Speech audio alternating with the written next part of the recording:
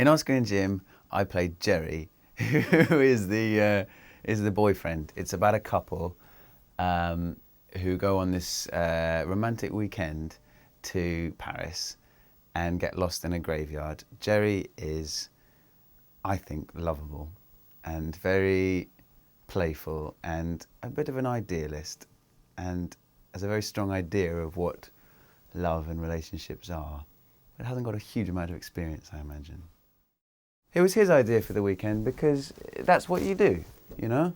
And that's what you see in the films, and that's what you read, and you get together, and then, you know, a romantic weekend in Paris, it should be perfect. And so he imagines it will be.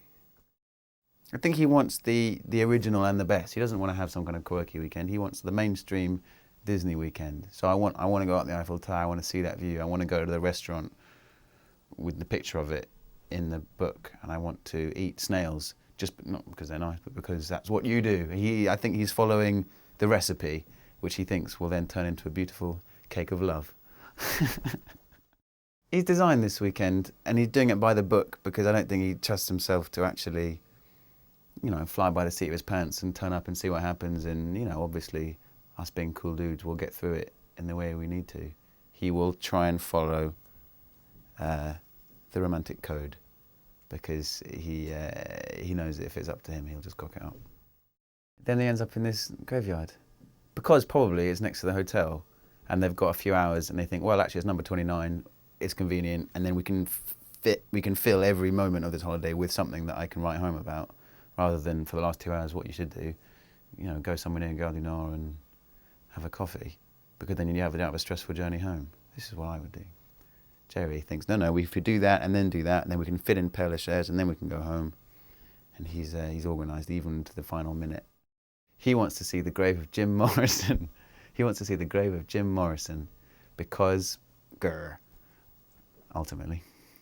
What do you mean?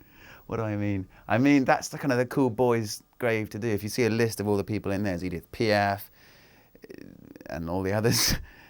You know, Jim Morrison is the cool one to see. It's the one that all, you know, and he'd like to be a bit of a cool kid.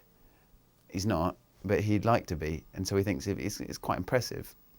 I think he's probably slightly thrown when she says, no, I don't want to see Jim Morrison, I want to see this writer.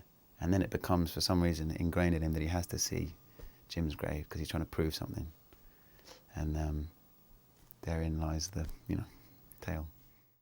I mean, he respects that she's got her own opinion, but the more strongly she clings to Oscar, the more strongly he feels he's got to cling to Jim, even though, let's be honest, Jim doesn't actually mean squat to him, really. He doesn't own an album of The Doors, he's not seen the film or anything. He's got like 2 Wikipedia facts about him.